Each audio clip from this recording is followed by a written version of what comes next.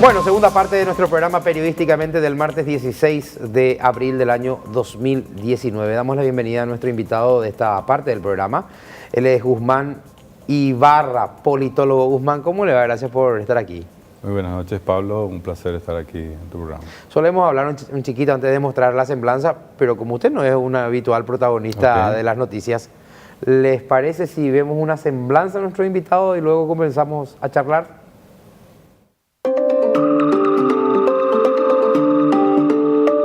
Guzmán Ibarra, politólogo, egresado de la Universidad Católica, cursó la maestría en la Facultad Latinoamericana de Ciencias Sociales. Es profesor de Sistema Político Paraguayo en la Universidad Católica de Asunción.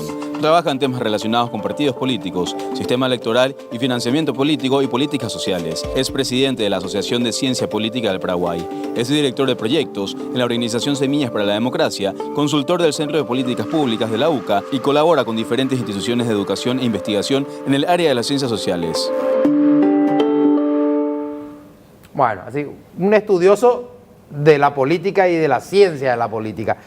La pregunta es directa. ¿Por qué la crisis de representatividad? Porque eso es lo que se ve con el fenómeno de Payo, ¿verdad? Es como que la gente le ha perdido el respeto a las instituciones, ya no cree en nada, no cree en nadie, vota de manera ritual porque hay que hacerlo. Sí, mira, conviven dos cosas, ¿verdad? Primero, la crisis de representación, que no es algo nuevo, tiene ya su tiempo, pero además hay un elemento vinculado a la utilización de los medios de comunicación, las redes sociales, que se ve potenciado, ¿verdad? Que esta es un poco esta sociedad del espectáculo, ¿verdad?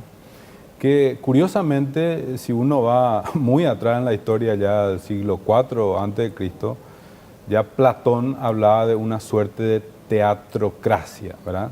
Del punto de vista de cuando algunas personas que no tienen conocimiento de un área se vinculan y quieren, controlar el poder, ¿verdad? Él hablaba en esos términos en una discusión que tenía con los poetas en Grecia.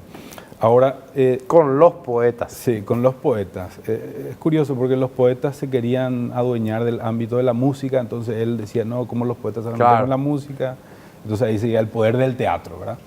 Trasladado a nuestro tiempo, esta sociedad del espectáculo maximiza estos problemas.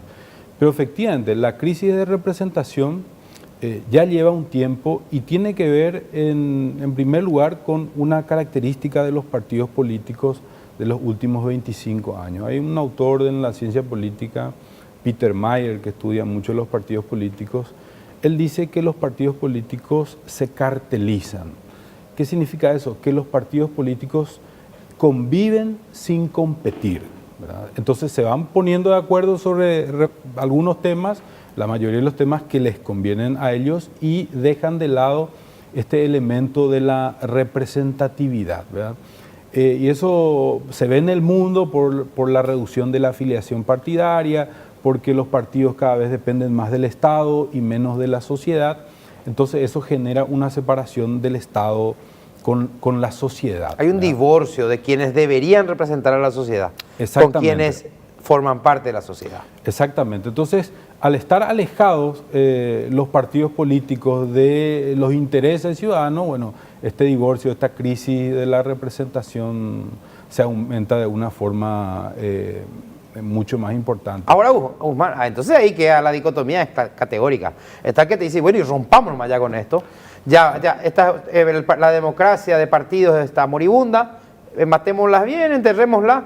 Y está el que dice, no, ¿cómo revivimos a los partidos? Porque la democracia sin partidos es imposible. Completamente, ¿verdad? Esta democracia tal cual la conocemos, la democracia representativa, la democracia liberal, se sostiene en los partidos políticos. De ahí que cuando uno intenta hacer una apología por los partidos políticos, te miran como si fueras un extraterrestre, ¿verdad? ¿Cómo va a apoyar esto? Y no una representación más directa con la ciudadanía. Ese es un problema latente, hay una debilidad muy importante de los partidos políticos, pero además esto se suma a otras tensiones que tiene la democracia, que se da, por supuesto, en el caso paraguayo, pero que existe a nivel global, a nivel mundial, ¿verdad? Una de esas tensiones muy importantes tiene que ver con esta presencia cada vez más fuerte de lo que llama un autor el autoritarismo competitivo. Hay líderes que se presentan a elecciones democráticas, ganan democráticamente las elecciones, pero cuando gobiernan autoritariamente, empiezan a socavar las instituciones. Entonces ahí algunos autores dicen la democracia se muere a través de procesos electorales, no antes como... venían los tanques y hacían un golpe. ¿verdad? No, hay un proceso de degradación que empieza en las elecciones y luego pasa a las instituciones. Eso va socavando la vitalidad, la institucionalidad de las democracias. Hay otra tensión que es muy fuerte en el ámbito de los estudios de la democracia que tiene que ver con este dilema o esta imposibilidad de resolver algunos asuntos desde el punto de vista social, ¿verdad?